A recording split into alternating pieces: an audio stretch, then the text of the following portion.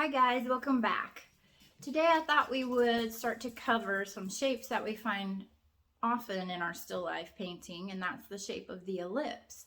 I looked up the definition of an ellipse and it says an oval, and that's a good thing to keep in mind, but as a painter, if we paint a perfect oval for the mouth of an opening of a pot, a bowl, the mouth of a glass bottle, we want to keep in mind that if we do an oval, that the back half of that will look like it's not sitting down as a painter. So our goal in painting is to make a realistic look, because as we know, the worst thing we do in our painting will be the first thing people see. So I have one of my favorite bowls that I found at an art fair in St. Charles about 20 years ago. I adore this bowl not only because of the color. We've got a complementary color kind of happening here with blue, green, and the orangey band. But also, this lady put some wheat on it. So I was like, I gotta have that. I have another piece. I wish I would have bought a lot more.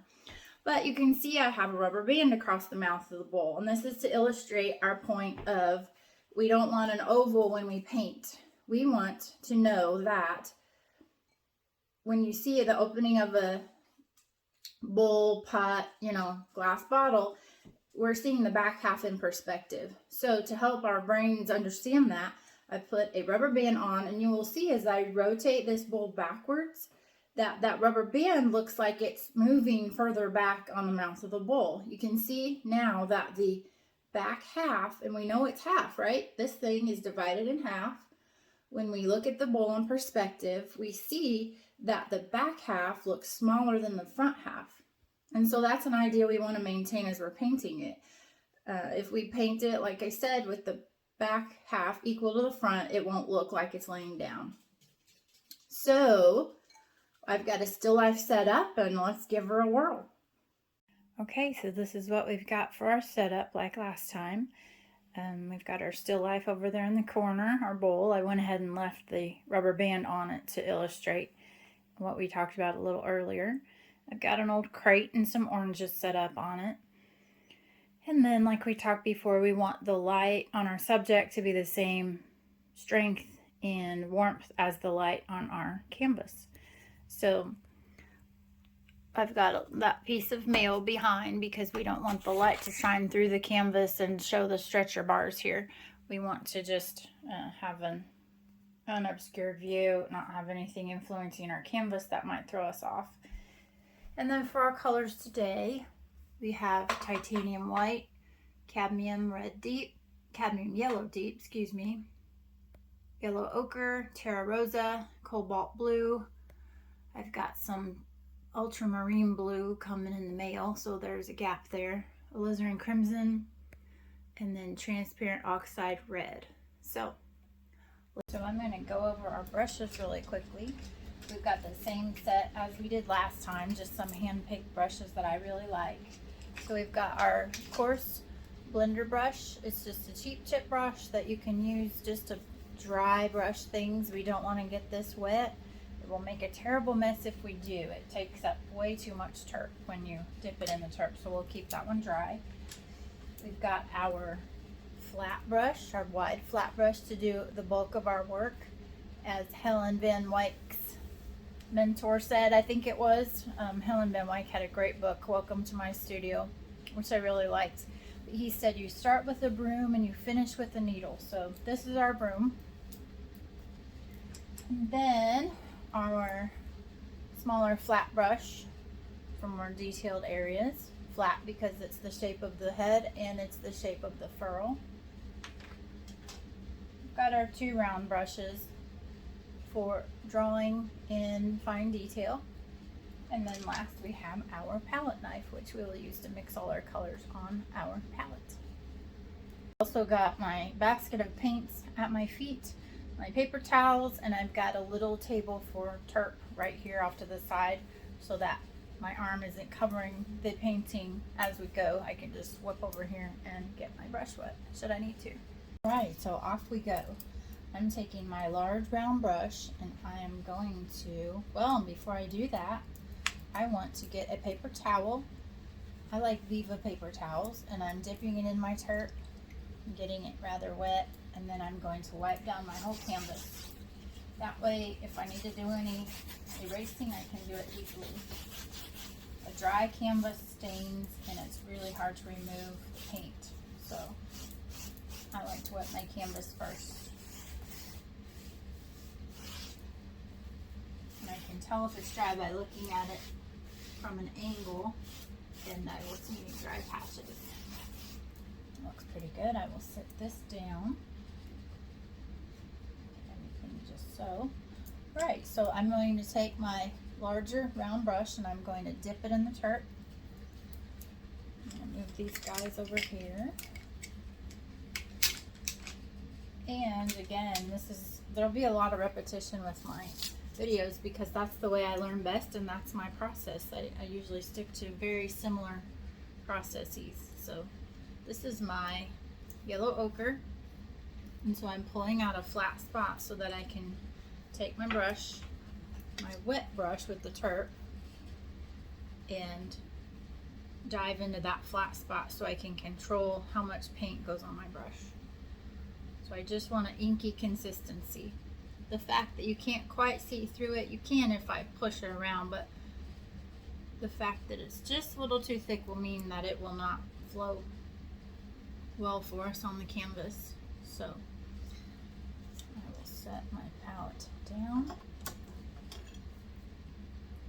And I just want to square up how I want my subject to live on the canvas. So I see a little bit of lint, so I think I will just sweep that away. Okay. So I've tried to angle my canvas where it's a little easier for you to see. I want to establish where I want the body of my bowl to be, and then we will establish everything else. As you can see, and I won't keep turning my camera, last time I did and it made squeaky sounds, which wasn't very pleasant. So I will just insert a picture at the top corner for you. As you can see, the bowl is just off center, so I'm going to just make a line.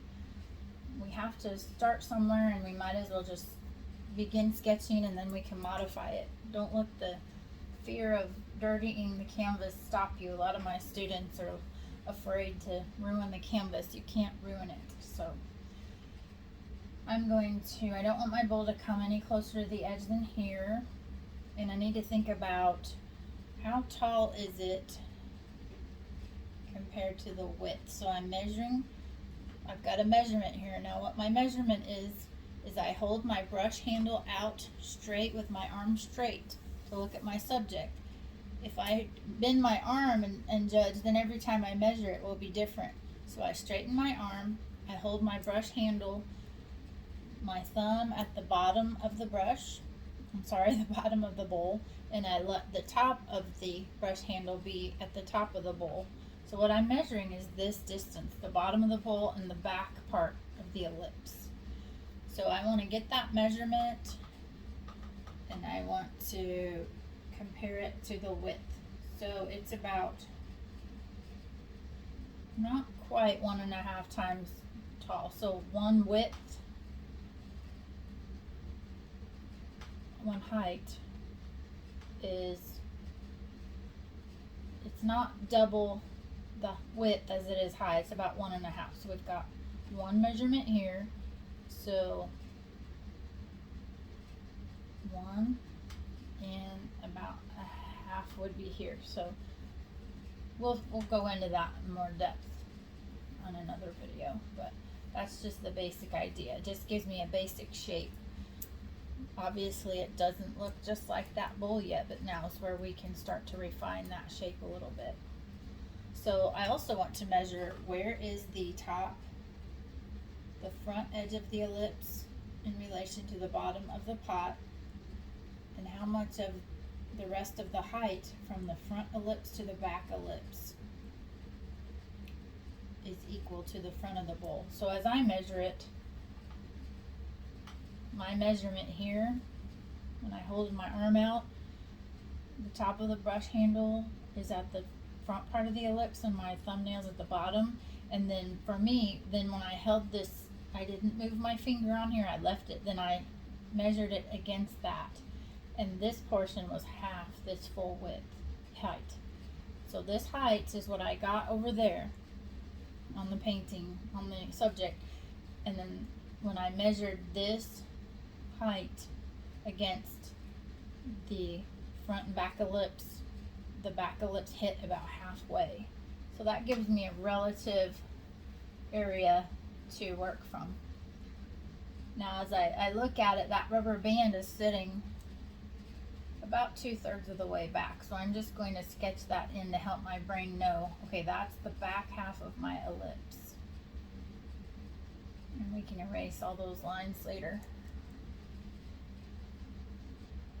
And again, I choose this color because it's easy to paint over. I don't want to choose a color to sketch with that I have to fight through the rest of the painting. So these are my landmarks here, and from here I will go ahead and sketch this out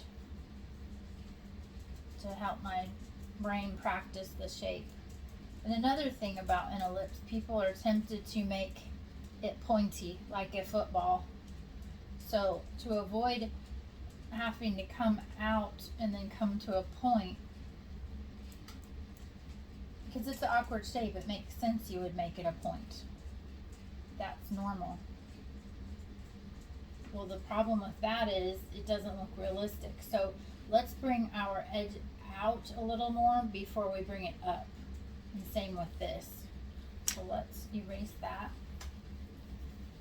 Hi, Bear. What are you doing?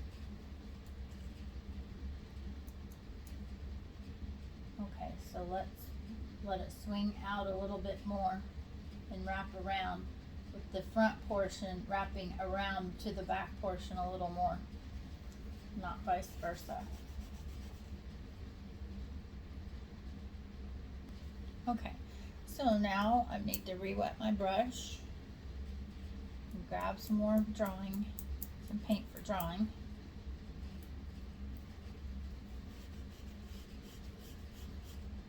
I'm just removing some things that don't look like the pot to me a little bit, and this will be refined as we go. But same thing, the ellipse in front is the lowest part. This portion in the very front with the bowl's bottom will also be the lowest part, because it is a round bottom, it's not a square, it's not a block. So we'll let that be the lowest bottom too. If we make the whole thing straight across, it'll look flat. So now we want to do the clementines in relation to the bowl. So as we look at our subject, we can see that they're just barely, they're not quite overlapping. There's a little space. So I want to, since that's an important spot, we don't want them to just touch and make a tangent. We want them to be apart or overlapping. So we will make sure this important part's delineated, and then we need to think about where's the bottom of the clementine in relation to the bowl. It's a little bit lower, and it's about half the height of the bowl. And I can't draw a circle for anything unless I draw 500 on top of each other. So, and then his brother back here is sitting off to the side a little bit.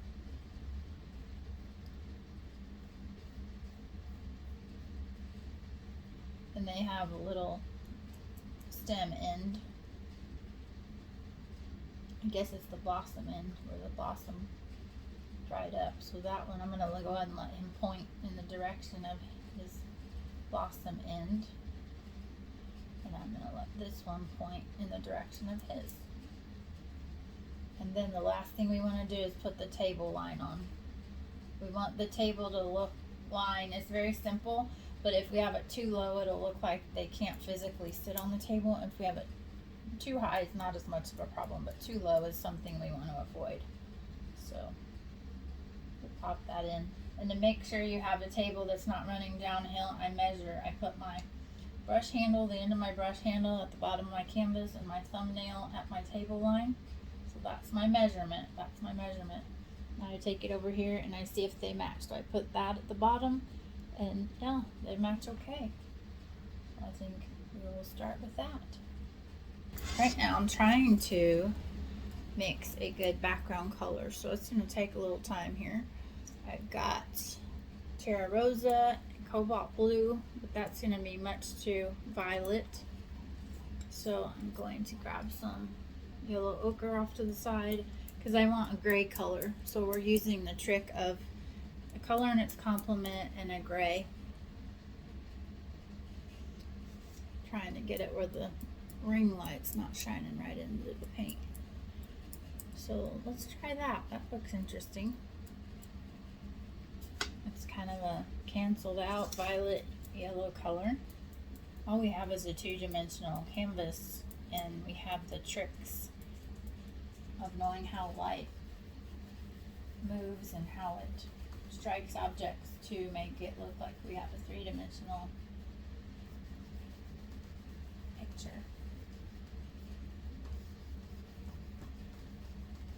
So this looks probably kind of dark, but I want it to be, when I squint at the subject, I see the background as being a little darker than what my mind thinks of it as being, and we can always modify it. So we want a gradation of dark to light, so as this falls toward the right, we want it to lighten up. So I'm just adding more white as I go. And my paint's breaking, so I think I need to add a bit of, just a little bit of turp. I'm just dipping the corner of my brush into the turp.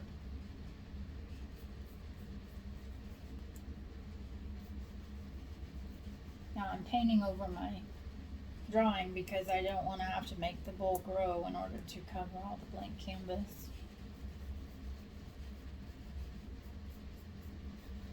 So I'm going to go ahead and paint over it a little bit, and then I can remake it.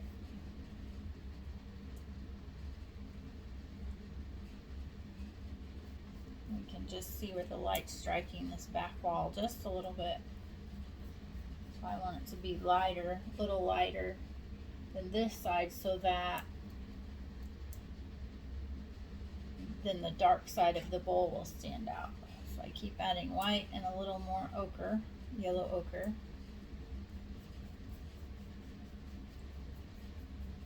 And white, even though it's light, it makes the paint thicker and gives it better coverage, so sometimes it feels like you're not getting lighter as you're trying to add light. So, because it's just becoming more opaque and more less transparent. And I'm painting down into the table a little bit, that way when we come back with our table color, it will blend and it will make it look soft. Okay, so I think that's good enough for now. Let's wash out our brush and dry it off. And I'm going to start mixing the color for the bowl. And so we will be using a similar mixture of the Terra Rosa, Cobalt Blue, and yellow ochre. So, and then maybe some of this transparent oxide red for the banding. So let's see, I want, the bowl is more predominantly green, so I'm going to grab a little more yellow ochre and this cobalt blue, and we'll get our green that way. Yellow and blue make green, right? So we'll use these nice muted colors to get a nice muted green.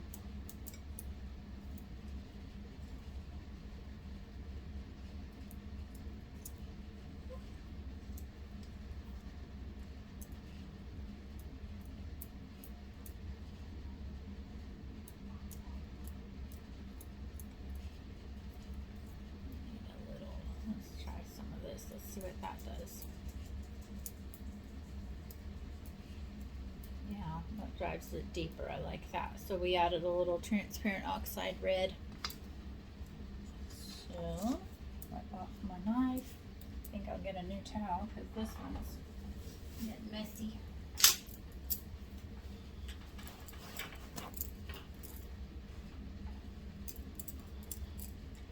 I'm going to use my same brush. So I've rinsed it out and it's nice and clean, but we have got a big area to paint, so I'm going to start with that. So I'm loading up with the color I've made.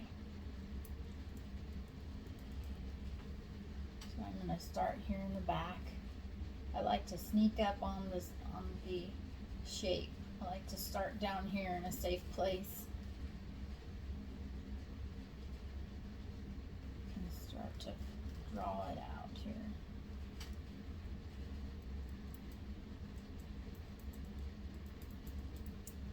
And this back edge of the ellipse is going to be darker on this side because the light can't get into this side because the light is striking over here. So we're going to have a gradation of dark, medium, and light. And I paint it down lower than the front of the ellipse because I wouldn't want to have to lift the lid of the front lip, I should say, of the bowl to cover it up and ruin my shape. So right now I'm going to continue to deepen. So I'm grabbing more blue, transparent oxide red. We want a nice dark color over here. And I'm painting it in a downward shape to try to explain this is the shape of the bowl. It goes down inside. I'm squinting. I squint at my subject a lot to get the tonality right. It's easy with the naked eye to not see the difference between the dark and the lights here. So we want the darkest spot to be over here. And some more blue.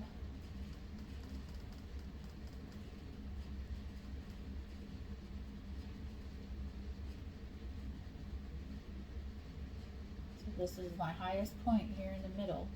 I want everything else to fall away from that.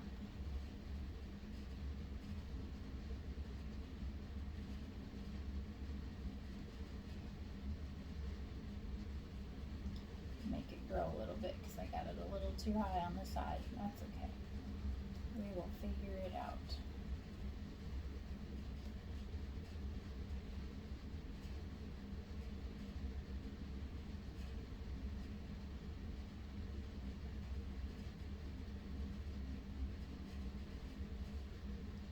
You can see as I go sideways, it picks paint up off of the canvas. So I want this edge to be quite dark, so I'm adding more blue and more transparent oxide red. Yeah, I love it. That's getting there.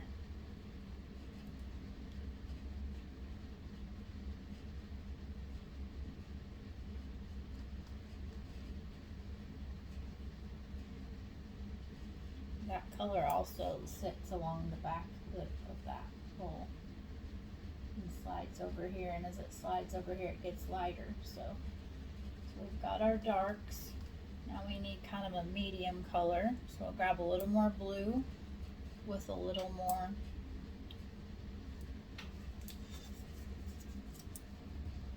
yellow ochre.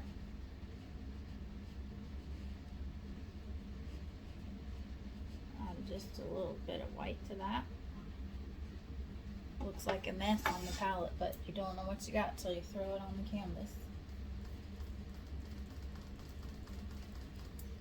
That's good. I think it needs to be a bit lighter, so I'm getting more of the same, more blue, more ochre, more white.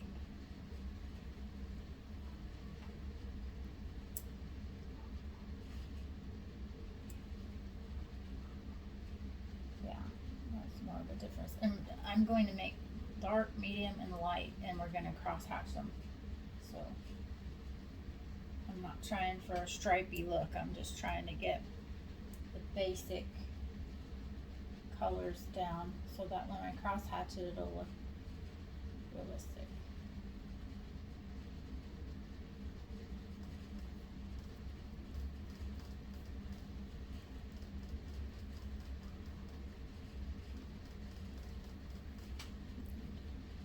Squint at my subject, and yeah, I'm going to keep on with this color with white over here.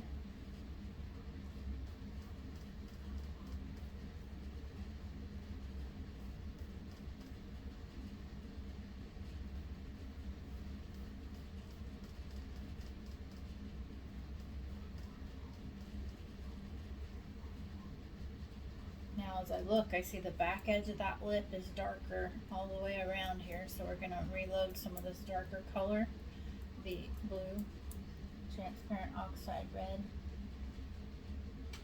with a little bit of the lighter color.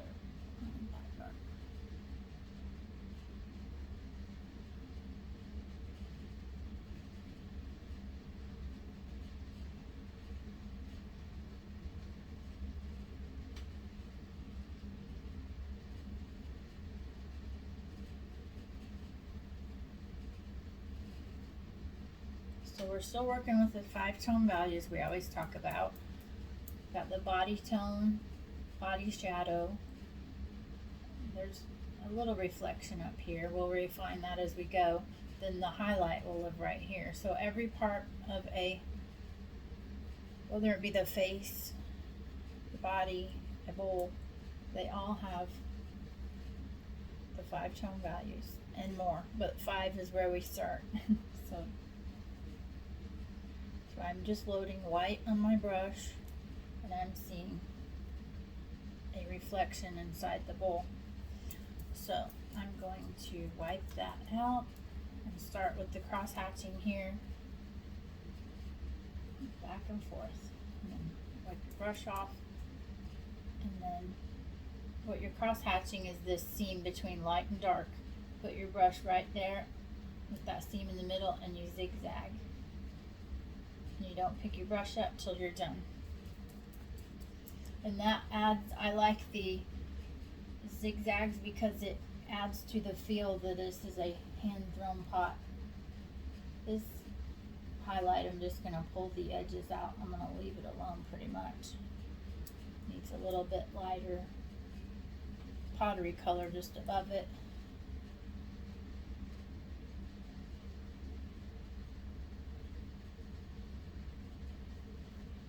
I think I'll let this, as it rolls back in, it gets a little bit darker, so I'm going to grab that little bit darker color, just a little.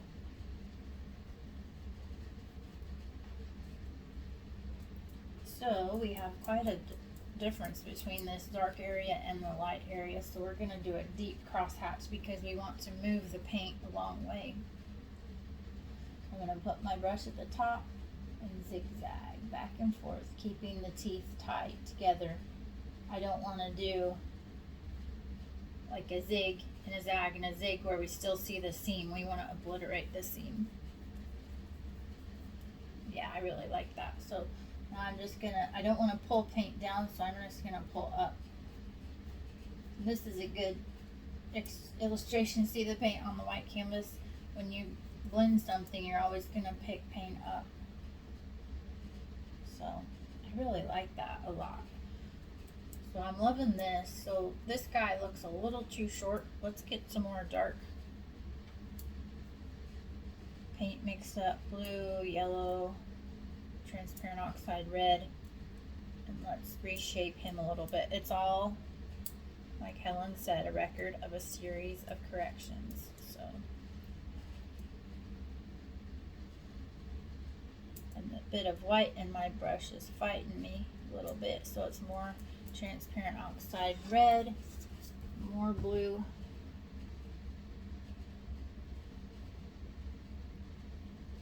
Okay.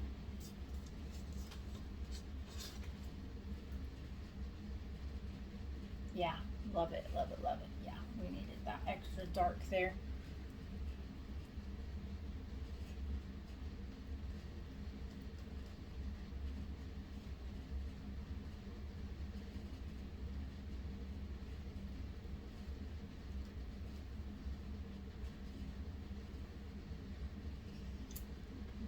Squinting is your friend. I'm squinting away at the subject and it's helping me to see more clearly where to put things.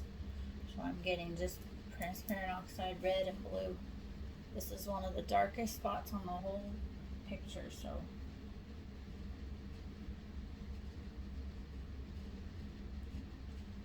And it slides up this way. You want it to look like you can put your hand inside. So.